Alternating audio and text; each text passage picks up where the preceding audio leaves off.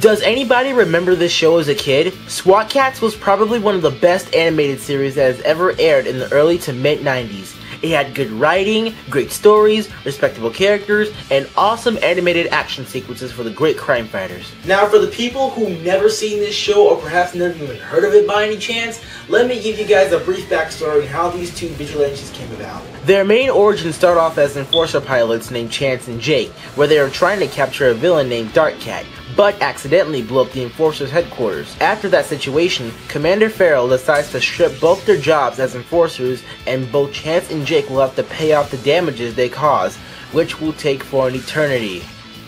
The only way to pay off the damages is to work at a salvage yard.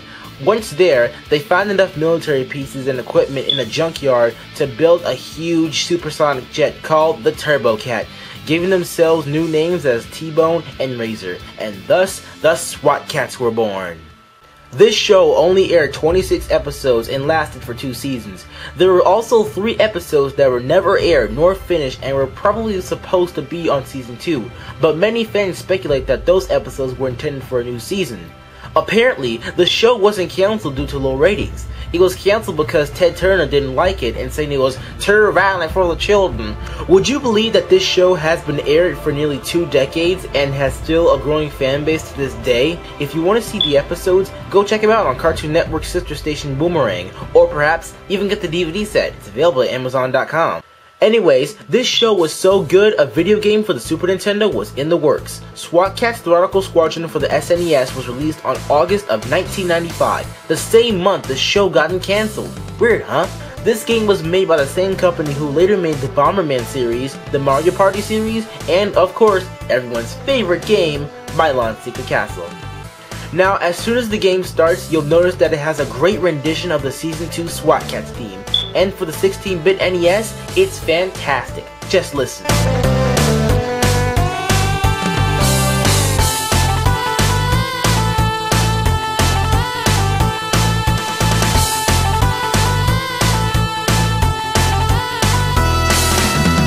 However, since this game was released after Season 2, the entire continuity of the game was based only on Season 1. In fact, there are levels in the game that are based on scenes from the episodes in the cartoons, so you'll see them during this review. You only have 2 choices of characters, and each have their own gameplay mechanics, T-Bone and Razor. For starters, T-Bone has stronger weapons than Razor, but he's slow and can't jump that high. Razor's weapons are weak, but he can jump higher, run faster, and use this really cool jetpack to get around high places. Though there are some parts of the game where I really need to switch characters. Once you've chosen your character, you'll start by picking out only 4 levels. You can choose whichever stage you want, but it's highly recommended to play them in order since each world has a number indicating the difficulty point. When you enter whichever world you've chosen, you'll notice that the game is your common standard platformer. You'll find items along the way to improve your health and fight enemies to level up your health and weapons. Speaking of leveling up, throughout the game it has a slight RPG element.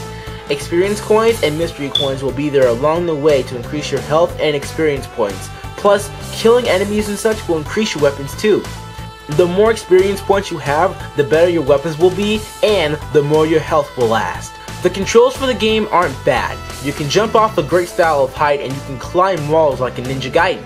You can also pull a Mario and decide to jump on top of enemies, though it is optional for attack standards. The music is great. If the game had any fun factors, it would most definitely be the music. My favorite tunes so far in this game are the Mad Cat stage and any of the boss battles.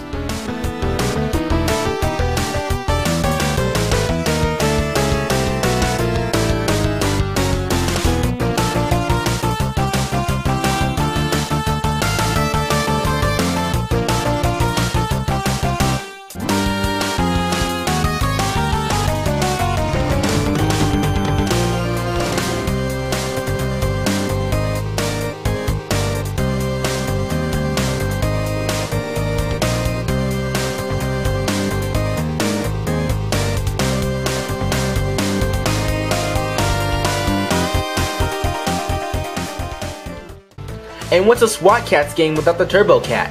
In all honesty, this is considered by far one of the worst flying stages I've ever seen and played on the Super NES. If anything, I was expecting flying segments to be similar like Star Fox to emulate its gameplay, but instead, it's a dizzy-inducing stage with its gameplay emulated like Space Invaders, and no matter how hard you'll ever aim, you will be stuck at the bottom, making dodging so difficult. The only way to get good at these segments is to memorize the attacks and play the game over and over and over.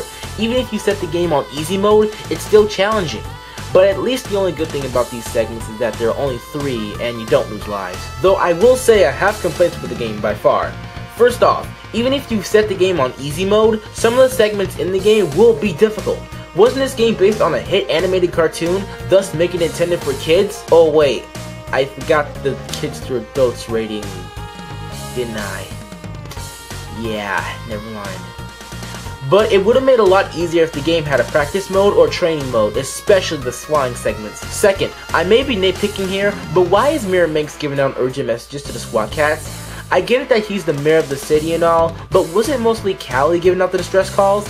I mean, in almost every episode she calls the SWAT cats for more urgent things, thus showing she plays an important vital role in this cartoon.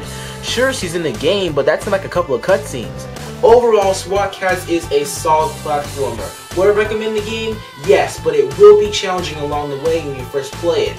It has tolerable gameplay, great visual styles, awesome music for its time, and the flying segments can be a sour taste to your mouth. If you can somehow get your hands on this game, I'd check it out. And if I were you, I would get this game if you're a diehard fan of the show, or just want a piece of SWAT Kats history in your hands, or just want some hard but yet challenging platforming. I'll see you guys next time for the next video.